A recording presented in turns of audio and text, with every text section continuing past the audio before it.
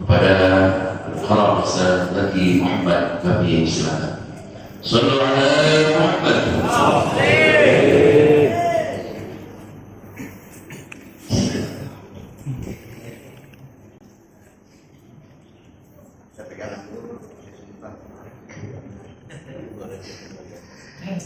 Ya Rabbi Mustafa balik maqasidana waghfir lana ma madha ya wasi'al karim ya Rabbi Mustafa balik maqasidana waghfir lana ma madha ya wasi'al محمد سيد الكونين والثقلين والفريقين من عرب ومن أجم يا ربي المصطفى بلغ مقاصدنا واغفر لنا ما مضى يا واسع الكرم والحبيب الذي لكل حول من أحوال المطهرين يا ربي المصطفى بلغ مقاصدنا واغفر لنا ما مضى يا واسع الكرم ngaji kita mengaji bakal hidup dunia akhirat. Barang siapa nggak mau ngaji nanti mati lompat-lompat ya Rabbi Mustafa balik maqasidana waghfir lana ma madha ya wasi'al karam. Allahumma salli wa sallim wa barik alaihi wa ala alihi. Ibu ada masih itu alhamdulillah. Assalamualaikum warahmatullahi wabarakatuh. Jalan-jalan ke kebun nanas, pulangnya jangan lupa beli martabak. Yang jawab salah mudah-mudahan hutangnya lunas. Yang aminnya paling kencang buat tahu itu yang hutangnya paling banyak. Ibu, jawab salam ya Allah. Kalau umat Islam kompak, insya Allah umat Islam selalu menang dan berjaya di Indonesia. Alhamdulillah.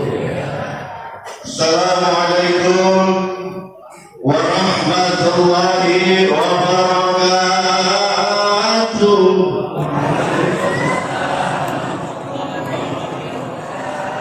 Mudah-mudahan yang jawab salam saya Allah jadikan anak cucu keturunannya saleh dan saleha. Allah jadikan rezekinya cukup dan barokah. Allah rezeki kita sudah cukup dan barokah, siapa tahu tahun depan bisa pergi haji ke kota Mekah. Bisa sama keliling Ka'bah. Berlari-lari kecil kita di antara Bukit Sofa dan Marwah. Pulangnya jangan lupa mampir ke kota Jeddah. Sedekah ke sama tetangga, beli tasbih sama sajadah. Siapa tahu sampai di Pondok Indah bisa beli mobil sama rumah mewah. Yang jomblo biar cepat nikah. Yang udah nikah rumah tangganya sakinah mawaddah. Ustaz jangan lupa namarin gua janda sebelah rumah. Sini banyak janda. Wah, yang nenek-nenek jangan ngacu. Ustaz nenek-nenek kan janda juga, iya janda umrah. Mbak kuburan. Bismillahirrahmanirrahim. Alhamdulillahilladzi khalaqal insana fi ahsani taqwim. Allahumma salli wa sallim wa barik wa karim ala sayyidina Muhammadin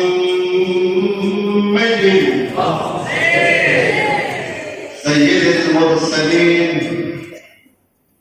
imamil mu'minin wal muttaqin wa ala alihi wa ashabihi al mujahidin at-tahirin. La haula wa la quwwata illa billahil aliyyil azim. Qala Allah ta'ala fi kitabihil karim, a'udzu billahi minasy syaithanir rajim, bismillahir rahmanir rahim. Alladzina amanu wa hajaru wa jahadu fi sabilillah, fi sabilillah bi amwalihim wa anfusihim a'zamu darajatan inda Allah.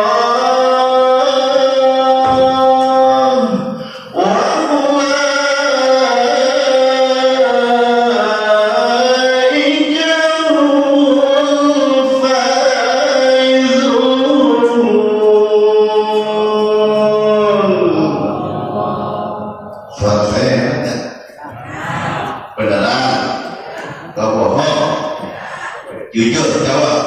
Sama orang yang tadi baca Quran enakan mana jujur? Seperti kan lu bawa banyakkan orang yang tadi baca Quran dikit, banyakkan buah. Maaf ya, kita memang bercanda saya, tapi itu kenyataan. Bapak Nabi sallallahu alaihi wasallam, taraktu fikum amrayn ma in tamassaktum bihima lan tadillu abadan, kitab Allah wa sunnah Rasulih. Sallallahu alaihi wasallam Rasulillah Muhammadul Karim. Yang sama-sama kita hormati dan kita muliakan segenap keluarga besar Masjid Jami' Al-Musyawarah, wabil khusus Ketua GKM Bapak Haji Indrato Sedioto. Kita doakan beliau dan seluruh jamaah yang hadir dalam keadaan sehat walafiat, dimudahkan segala urusan dunia dan akhirat. Yang saya hormati, yang saya muliakan para ketua PBI, yang pertama Ustaz Haji Sandin, Ustaz Haji Bayhaqi. Mudah-mudahan PBI terus berkembang ya, menjadi kebanggaan untuk kita semuanya. Yang saya hormati dan saya muliakan para guru, para kiai, para ustadz yang hadir pada kesempatan pagi hari ini. Yang mohon maaf tidak bisa Al-Fakir sebutkan namanya satu persatu, tapi mudah-mudahan ya nggak mengurangi rasa hormat dan takzim saya. Mudah-mudahan para kiai, para guru sehat semuanya. Yang saya hormati, yang saya muliakan para pejabat baik sipil maupun militer dari kecamatan hadir, mudah-mudahan sehat Pak. Pak Lurah hadir, Arif Diadwar dari Babinsa dan Rawil juga hadir. RT pada hadir RT. Mana RT? Mana RT? Tunjuk tangan dari RT. Nah, ada RT 1, RT 2. Ini ada berapa sini nih? Nah, RT 7 ini. Nah, mana tuh RT? Gak hadir. Mudah-mudahan ketua RT yang pada hadir kita doain jadi nurul. Israel tolong. Saya doain RT yang tadinya ketua RT 1, saya doain pangkat jadi ketua RT 2. Begitu seterusnya. Alhamdulillah. Pertama-tama dan yang paling utama, marilah kita sama-sama panjatkan segala puji dan syukur kita kehadirat Allah Subhanahu wa Ta'ala. Allahu Rabbuna wa Rabbukum Allah Tuhan kita dan Allah Tuhan kalian semua, seluruh makhluk yang hidup di jagat alam ini. Allah Subhanahu wa taala, Allah Rabbul Izzati, Allah Jalla Jalaluhu.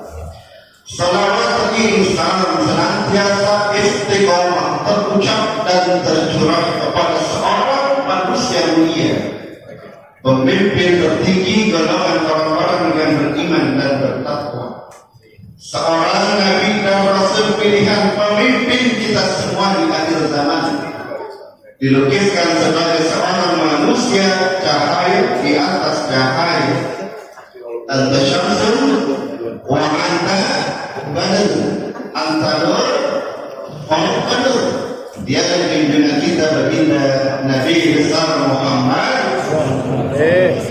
Inna Allaha wa malaikatahu yusalluna 'alan nabi. Sama-sama gerakan itu. Ya ayyuhalladzina amanu sallu 'alaihi wa sallimu taslima. Jadi orang laki ayat hafal ya, artinya juga paham. Cuma terkadang kita hanya sebatas paham tapi tidak mengerti yang tersurat dari yang tersirat. Ketika Allah Subhanahu wa taala bersalawat kepada baginda Rasulullah, itu artinya bukti cinta dan kasih sayang Allah kepada baginda Rasul dengan mengangkat derajatnya ke dalam derajat yang sangat tinggi yang namanya maqam mahmudah. Ketika para malaikat Allah bersalawat kepada baginda Rasulullah, itu artinya cermin cinta dan kasih sayang terhadap sosok manusia terkasih dan manusia termulia. Dan ketika kita umatnya yang bersalawat kepada baginda Rasulullah, bermakna dua. Yang pertama, harapan kita mudah-mudahan semua yang hadir, orang-orang yang beriman nanti mendapatkan syafaat baginda Rasulullah. Amin. Yang kedua, salawat bermakna sebagai sebuah doa. Kenapa salawat diartikan sebagai sebuah doa? Karena dalam hadis riwayat Imam Tirmizi sudah dijelaskan bahwasanya di antara doa yang kita panjatkan dan langit ada sebuah hijab yang tidak akan mungkin bisa ditebus kecuali dengan salawat kepada baginda Nabi besar Muhammad sallallahu alaihi wasallam. Ibu kalau dipanggil Ustaz jawab yang kompak. Oh ya, bu. Alhamdulillah. Kalau orang laki dipanggil cuma melongok doang.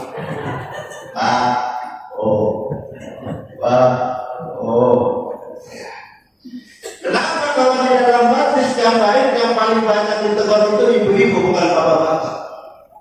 Tahu nggak sebabnya? Karena ibu-ibu mohon maaf, jangankan duduk di tempat yang tidak baik, duduk di tempat yang baik seperti ini aja kadang-kadang ngomong udah bengkok, betul. Pertama-tama ngomong enak, neng apa? Lu ngaji rajin banget. Pengajian jam 8 dan 7 udah menjadi di pengajian. Oke dong, yang namanya ngaji perintah Nabi betul. Yang datang ya duluan, duduknya lamaan, insya Allah pasti pahalanya lebih gede yang benar. Datang lagi temannya satu, nenek apaan? Itu siapa sih pakai duluan merah, bajunya hitam, nyambung kagak najis banget. Emang lu kagak tahu itu bininya pakai teh. Beda sama orang laki. Kalau orang laki ngaji udah kayak ditegur lagi. Kenapa? Orang laki kalau ngaji udah pada khusyuk, betul. Saking khusyuknya nunduk semua sampai gak inget apa-apa alias tidur. Makanya kalau kita ngaji buka diterusin sama salawat, benar.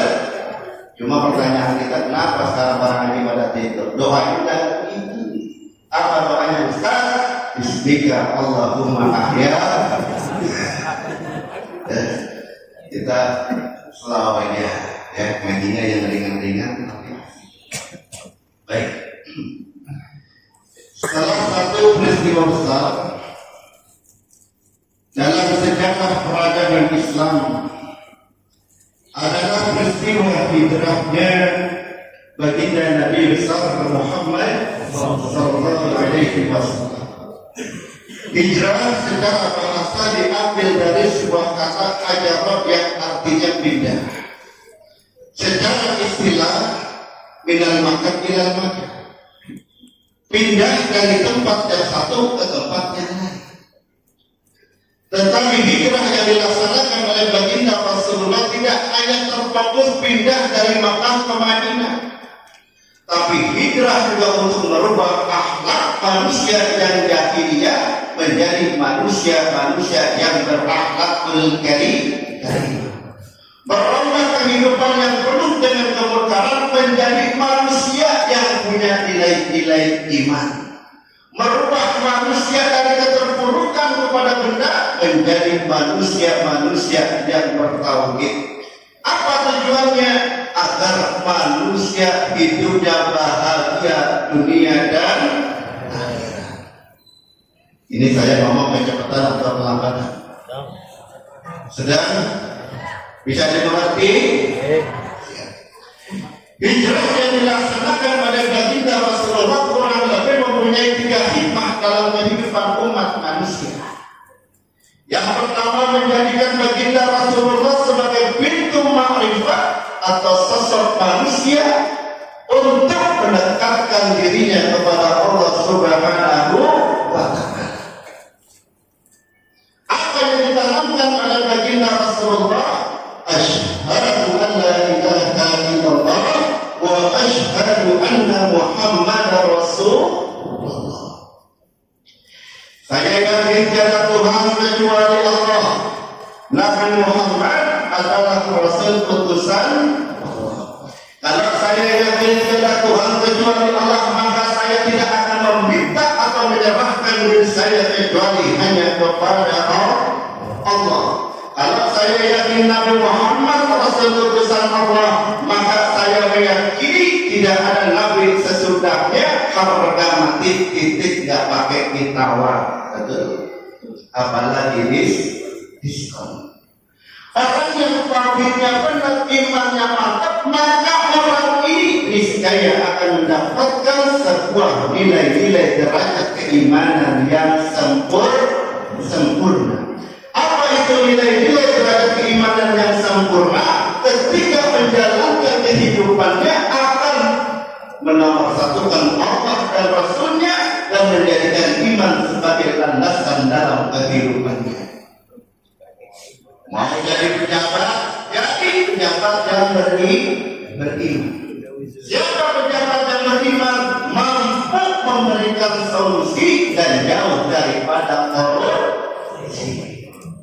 Mau jadi jenderal yang beriman, silahkan. Siapa jenderal yang beriman? Jenderal yang mempunyai, memberikan rasa nyaman dan jauh daripada kemungkaran. Mau jadi pengusaha, mau jadi pedagang, jadi pedagang yang beriman. Siapa pedagang yang beriman? Penuh dengan nilai-nilai kejujuran dan jauh daripada kecurangan. Jadi suami yang beriman. Siapa suami yang beriman? Wa ala kulli nikmatid dunya la tuqarribuka Allah fa hiya badiyah. Adalah seorang suami yang ketika mendapatkan nikmat dari Allah Subhanahu wa Ta'ala, termasuk keluarga, mampu membawa keluarganya untuk dekat kepada Allah Subhanahu wa Ta'ala.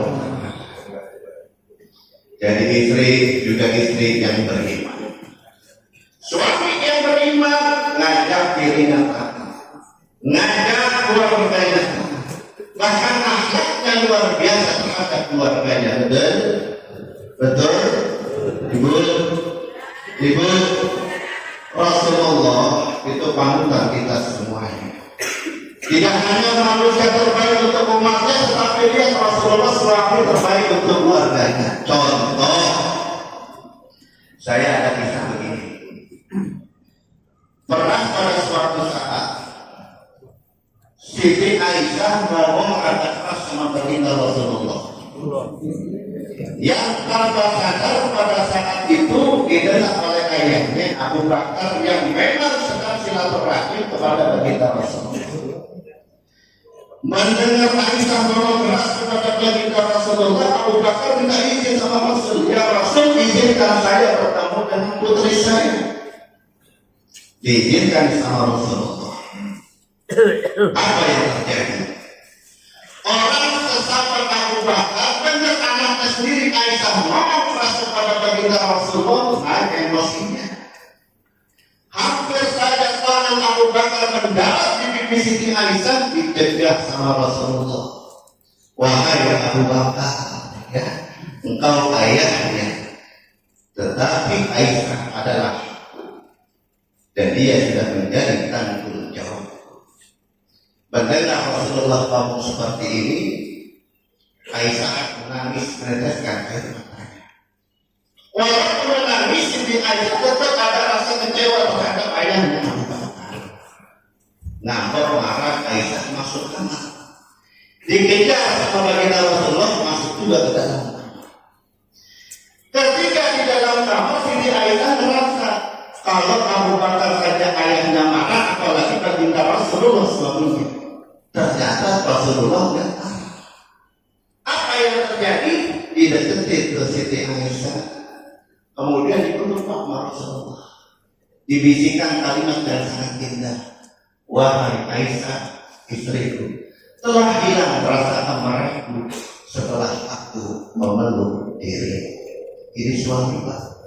Apapun konteks masalah dalam rumah tangga adalah tanggung jawab suami. Besok-besok bapak-bapak begitu. Kalau istri marah, istri ngambek, peluk baik-baik. Ya Pak ya. Mati marah juga, mati ngambek juga, peluk lagi lebih erat. Mati marah juga, peluk lagi lebih kencang. Sampai nggak terasa. Kemudian ucapkan kata-kata indah di telinga. Mama, inna lillahi wa inna ilaihi Rasulullah sallallahu alaihi wasallam hijrah dari Mekah membangun Madinah, perjuangannya luar biasa. Hijrah Madinah Rasulullah bukan karena takut oleh ancaman kafir Quraisy, tetapi sudah merupakan perintah Allah Subhanahu wa Ta'ala. Makanya ketika baginda Rasulullah hijrah ke kota Madinah, dapat 100 meter Rasulullah nengok lagi ke belakang. Kenapa? Dia teringat. Apa yang teringat? Inilah kota terindah di mana aku kenal kepada Allah, dan inilah kota yang sangat memberikan kebahagiaan terhadap diriku karena aku menemukan cinta sejatiku, yakni Sayyidina Khadijah. Hijrah. Ya, kalau kita sama ini belum bisa menjadi suami yang baik untuk istri dan anak-anak kita, niatkan dalam hati kita 1446 Hijriah ini jadi momentum besar pada kita untuk bisa menjadi suami yang lebih baik, menjadi kepala keluarga yang lebih tanggung jawab terhadap kehidupan, terlebih lagi terhadap ibadah keluarga kita. Lalu yang kedua, hikmah hijrah yang dilaksanakan oleh baginda Rasulullah menjadikan baginda Rasulullah sebagai sosok manusia untuk merubah akhlak manusia yang jahiliyah menjadi manusia yang berakhlakul karim. Coba lihat akhlaknya baginda Rasulullah. Ya, Rasulullah itu mempunyai 3 akhlak, Pak. Yang pertama ada yang namanya akhlakul hasanah. Laqad kana lakum fi Rasulillahi uswatun hasanah. Telah ada dalam diri baginda Rasulullah cermin pada contoh yang baik. Apa itu akhlakul hasanah? yaitu akhlak yang baik. Kalau baginda Rasulullah dihina, Rasulullah disakiti, Rasulullah dizalimi, Rasulullah enggak. Tetapi kalau agamanya dihina, Islam dipermainkan, maka Rasulullah akan menjadi orang nomor satu berdiri untuk membela agamanya. Yang kedua ada yang namanya akhlakul karimah. Apa ini akhlakul karimah? Adalah akhlak yang mulia. Kalau Rasulullah disakiti, Rasulullah dizalimi, Rasulullah balas dengan doa atau dengan perbuatan-perbuatan yang baik. Saya tanya sama bapak-bapak, Rasulullah dakwah kepada takib disambut apa disambit? Disambut apa disambit? Dicaci apa dipuji? Dicaci apa dipuji? Tapi lihat akhlak dari Rasulullah. Datang malaikat Jibril ngomong ya Rasulullah, engkau bisa minta kepada Allah Subhanahu wa taala untuk memerintahkan para malaikat untuk melempar gunung-gunung tersebut ke arah orang yang tidak punya sopan satu itu, wahai Rasulullah. Tetapi apa yang dilakukan baginda Rasulullah? Wahai Jibril, dengarkan olehmu. Aku diutus ke alam dunia bukan untuk menampilkan fitnah manusia tanpa alasan, bukan untuk melaknat manusia, bukan untuk menzalimi manusia, tetapi aku diutus oleh Allah Subhanahu wa taala untuk menghimpun rasa cinta dan kasih sayang terhadap sesama manusia. Bahkan tidak hanya itu, sudah dizalimi, sudah disakiti, Rasul minta pada Allah, ya Rabb, engkau yang menciptakan seluruh makhluk, aku memohon kepadamu, mudah-mudahan kau jadikan dan melahirkan orang-orang yang saleh daripada bangsa laki itu sendiri. Rasulullah akhlaknya luar biasa. Apakah Rasulullah benci dengan Hindu binti Utbah?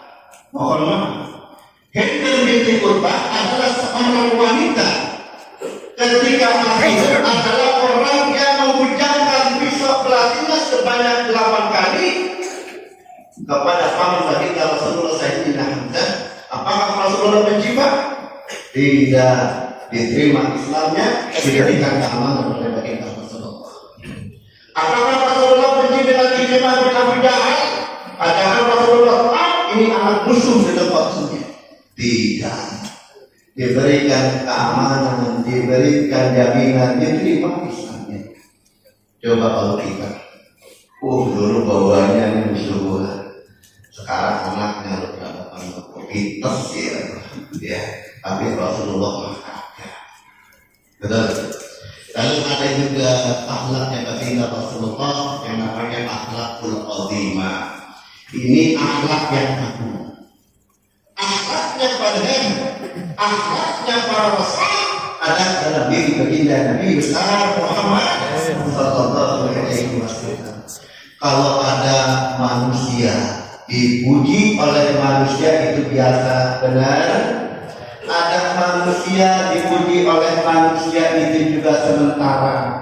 Tetapi kalau ada manusia yang akhlaknya langsung dipuji oleh Allah Subhanahu wa taala, inilah baru manusia yang sangat luar biasa. Lihat Rasulullah, akhlaknya dipuji langsung oleh Allah di dalam Al-Quran.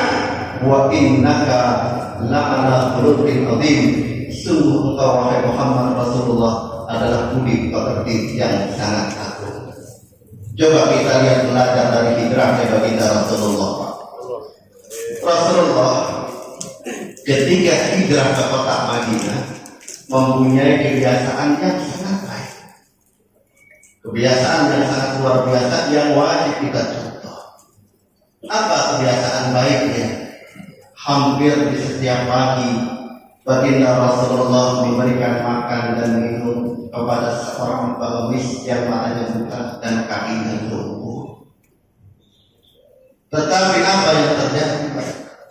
Pemberian makan dan minum dari baginda Rasulullah dibalas dengan cacian, dibalas dengan hinaan, dibalas dengan kata-kata kotor yang bisa membuat dan mendengar siapapun pasti akan menangis. Tapi lihat akhlaknya Rasulullah, akhlak Nabi kita, Pak. Terus memberikan makan dan minum kepada pengemis buta tua Yahudi. Hingga pada akhirnya baginda Rasulullah dipanggil oleh Allah Subhanahu wa Ta'ala. Datang Abu Bakar ke rumah Siti Aisyah dan berkata, "Wahai Aisyah, anakku istri Rasulullah, setelah peninggalan baginda Rasulullah, aku ingin bertanya kepada, adakah perbuatan baik yang baginda Rasulullah lakukan tapi aku belum laksanakan? Ada wahai ayahku, hampir setiap pagi suami Rasulullah pergi ke sudut pasar kota Madinah untuk memberikan makan dan minum kepada seorang pengemis buta tua Yahudi yang matanya buta dan kakinya buta. Setelah beberapa waktu, Abu Bakar datang nemuin pengemis buta tua Yahudi. Tetapi apa yang terjadi? Pemberian makan dan minum dari Abu Bakar ditolak oleh pengemis buta tua Yahudi. Apa yang dikatakan oleh pengemis ini? Wahai Tuhan, engkau bukanlah orang yang selama ini memberikan aku makan dan minum di setiap pagi. Abu Bakar bingung. Dari mana ente tahu? Sedangkan ente buta nggak bisa melihat. Aku memang buta. Aku memang tidak bisa melihat, tetapi sebagai seorang manusia aku punya hati nurani. Bahwa orang yang selama ini memberikan aku makan dan minum, orang yang sangat lemah lembut luar biasa. Akhlaknya begitu mulia, kata-katanya yang luar indah bagaikan untayan-untayan mutiara yang sangat berharga. Sambil meneteskan air matanya, kalau di sini berkata, aku rindu, sudah lama aku tidak mencium lagi bagaimana wangi harum badannya. Tuh. Aku rasa ngomong, wahai penulis Mustafa, ketahuilah olehmu, inilah baginda Rasulullah Sallallahu Alaihi Wasallam, orang yang selama ini kamu caci maki, kamu fitnah, kau katakan gila, kau katakan sebagai penyebab kelakuan, sekarang telah pergi menghadap Allah Subhanahu wa Ta'ala. Menetes air mata pengemis buta tua Yahudi bersimpuh di pangkuan Abu Bakar. Wahai Tuhan, jika betul apa yang kau kabarkan terhadap diriku, maka saksikanlah olehmu. Mulai saat ini aku asyhadu an la ilaha illallah wa asyhadu anna Muhammadar Rasulullah. Akhlaknya luar biasa. Tidak hanya pemimpin terbaik untuk umatnya, tetapi juga menjadi seorang kepala keluarga yang baik untuk keluarganya. Contoh, Rasulullah kalau panggil istrinya pakai panggilan kesayangan, betul? Dia panggil Siti Aisyah dengan gelar dia Umairah. Apa artinya dia Umairah? Adalah wanita yang sangat cantik, yang sangat luar biasa, yang pipinya putih kemerah. Ini pelajaran penting buat kita, Pak. Orang laki manggil bini pakai panggilan kesayangan. Ini kadang-kadang mah kita orang laki manggil bini jujur banget, betul Bang? Tapi nyakitin. Entah-entah bini yang gendut, kita manggil bini enak banget. Ada password. Begitu gaya lu.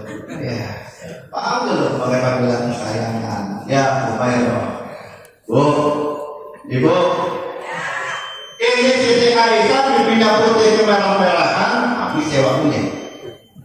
Kenapa? Karena teringat baginda Rasulullah. Jadi kebiasaan Siti Aisyah setiap baginda Rasulullah pulang dari dakwah, Siti Aisyah merelakan tangannya buat ngapain? Karena teringat baginda Rasul. Rasulullah pulang disekap keringatnya, dikucap di tangannya tanpa sadar, dibasuh di mukanya. Lama-lama mukanya jadi putih kemerah-merahan. Ibu-ibu mau kayak putih kemerah-merahan kayak Siti Aisyah. Lah gampang, laki pulang ojek, ngomong laki baik-baik, Bang, sini Bang. Jangan sekat dengan umat. Biar aku yang sekat dengan tangan cintaku. Oh, sekat. Ucap di tangan, raut di muka, insya Allah muka ibu-ibu berubah. Panoa. Rasulullah jangankan akhlaknya, jangankan pribadinya, jasadnya itu disempurnakan oleh Allah Subhanahu wa Ta'ala. Wajah tanpa melawan kawasan di pandang mata. Bila berkata kata-katanya indah bagaikan benda yang mutiara yang sangat berharga. Jika berjalan itu awal mengikutinya sehingga tidak tampak bayangannya. Jika beringat-ingat dia harum bagaikan minyak kasturi. Jangankan itu al-jubaratun al-badan binisbihil hasani. Sepanjang kehidupannya baginda Rasulullah pernah ditembrokin sama lalat, sama kecoa. Kalau kita jangankan lalat sama kecoa, kadang-kadang kita mau tidur lupa cuci tangan sama kaki, itu tikus botak. Udah berapa piring kaki kita. Kenapa Allah lakukan? Karena Allah ingin menyempurnakan jasad dunia kita dalam kehidupan dunia dan akhirat terakhir. Hijrah yang dilaksanakan oleh baginda Rasulullah adalah untuk mengingatkan kepada kita bahwa ada hidup setelah mati dan ada akhirat setelah dunia. Ini kan kawan-kawan mati semuanya ya. Benar? Bapak-bapak mati, ibu-ibu, anak muda, ustaz, stipendu. Kalau ustaz matinya tangannya. Tapi repot juga kalau matinya tangannya. Orang yang takdir ya Pak. Karena kita semua akan mati, apa kata baginda Rasulullah, jadilah kamu orang yang cerdas dalam kehidupan dunia. Al-Qayyis man dana nafsahu wa amila bima qaddalahu. Siapa itu orang yang cerdas dalam kehidupan dunia?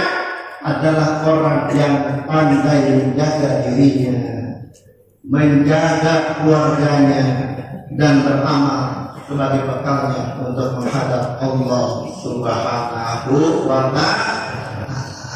Ya, ini menjadi inspirasi buat kita semuanya. Orang hidup tujuan akhirnya bahagia dunia dan akhirat. Makanya Rasulullah terakhir ketika ingin meninggalkan kepada kita, Rasulullah banyak malaikat Jibril. Dia tetap memimpin. Wahai Jibril, aku bukannya tidak mau bicara jawab, tapi gue mau tahu bagaimana nasib umatku sebaliknya diriku. Jibril ngomong sama Rasulullah, ya Rasulullah, ya Habib Allah, itu bukan hakku untuk menjawab. Izinkan aku naik kembali kepada Allah untuk mencari tahu apa jawabannya. Akhirnya di sini turun hadis yang sangat masyhur, nggak main-main, disepakati oleh semua ahli hadis. Apa hadisnya? Taraktu fikum amraini ma'in tamassakum bihima lan tadillu abadan, kitabullah wa sunnat rasulih. Inilah hadis-hadis terakhir ketika baginda Rasulullah ingin meninggalkan umatnya. Apa artinya? Orang kalau ingin hidupnya bahagia dunia akhirat, terus istiqomah, berpegang teguh dengan Al-Quran dan sunnahnya baginda Nabi besar Muhammad sallallahu alaihi wasallam. Islam sudah masuk ke wilayah Indonesia, dimulai dari Jazirah Arabia, Persia, Andalusia, Athena, Eropa, Afrika, Asia, bahkan masuk wilayah Indonesia. Bukan dibawa oleh air laut dan matahari, bukan dibawa oleh bulan dan bintang, tetapi dibawa oleh orang-orang yang saleh, dibingkai dengan kemuliaan akhlak baginda Rasulullah sallallahu alaihi wasallam. Hiasi hati kita dengan cinta dan kasih sayang, saling menghormati dan saling menghargai. Kiai sama kiai yang ribut, betul? Betul? Ulama sama ulama harus damai, benar? Kalau kita itu, kalau namanya kan kita nih umat kasihan mau kemana? Benar. Kalau ada yang salah jangan emosi, tapi tabayun, benar nggak? Orang salah yang namanya manusia wajar-wajar aja, betul nggak?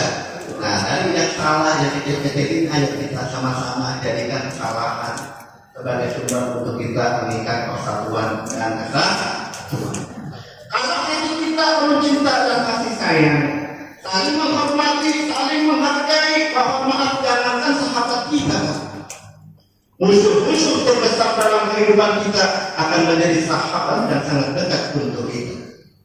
Tapi kalau kita kasar, kita zalim, arogan, sombong, tidak mau saling menghormati, tidak mau saling menghargai, maka jangankan musuh, sahabat terbaik dalam kehidupan kita akan pergi meninggalkan diri kita. 1446 Hijriah kemarin menjadikan momentum untuk kita memperkuat ukhuwah Islamiyah, persatuan dan kesatuan agar Indonesia menjadi negeri yang berjaya, baldatun thayyibatun wa rabbun ghafur. Mungkin ini kita akan sampaikan. Terima kasih atas segala perhatian. Mudah-mudahan walaupun singkat ada manfaatnya untuk kita semuanya. Wallahu muwaffiq ila aqwamit thoriq. Assalamualaikum warahmatullahi wabarakatuh. Syukur jazakallah, terima kasih wasiat yang telah disampaikan oleh Al-Qalam Ustaz Zaki Muhammad. Hadirin yang